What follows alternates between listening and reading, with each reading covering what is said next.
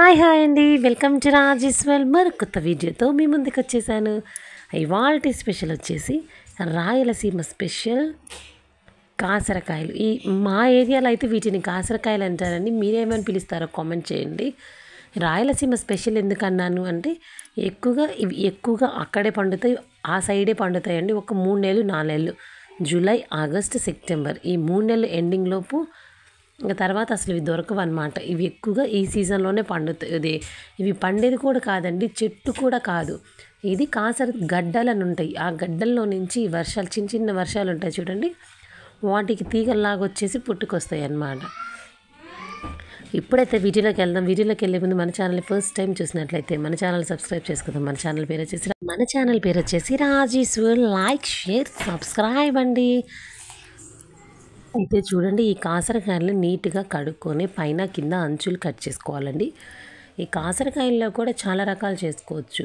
పెసరపప్పుతో పొడి కాకరకాయ, ముద్ద కాకరకాయ, ఇంకా కాకరకాయ వెల్లుల్లిపాయ కారం తెస్తారు, లేకపోతే ఉల్లిగడ్డ కారం వేసుకుంటారు. ఇప్పుడైతే నేను చేసే వంట రాయలసీమ స్పెషల్ ఉల్లిగడ్డ కారంతో కాసరకాయ కారం. చూడండి, బాగా నీట్గా కడుక్కుని వాటిని అయితే మనం కాకరకాయలు ఎట్లా డ్రై ఫ్రై చేసుకుందామో అలానే డీప్ ఫ్రై చేసుకొని పక్కన పెట్టుకుందాం. మనకి కాకరకాయలు చూడండి, వేసిన 10 నిమిషాలకే ఇలా తొందరగా అయిపోయాయి. ఇంకా అవి ఏగిపోయాయా బాగా మనకంటే చూడండి, ఈ స్టేజ్ వచ్చింది అంటే మనం కాసరకాయలని ఒక బౌల్లోకి తీసేసుకుందాము. ఇప్పుడు నేను ముందుగా చూపించినట్టు ఉల్లిగడ్డ కారానికి ముందే చూపించాను కదండి, ఉల్లిగడ్డలు, ఉప్పు, కారం మనం ఎప్పుడు వేసుకున్నట్టుగా ఉల్లిగడ్డ కారం చేసుకొని మన టేస్ట్కి తగ్గట్టు చేసుకొని అదే బాండీలో ఆయిల్ అంతా తీసేసి కొంచెం ఆయిల్ ఉంచుకొని బాగా ఉల్లిగడ్డ కారం పచ్చివాసన పోయేంత వరకు వేయించుకుందాం.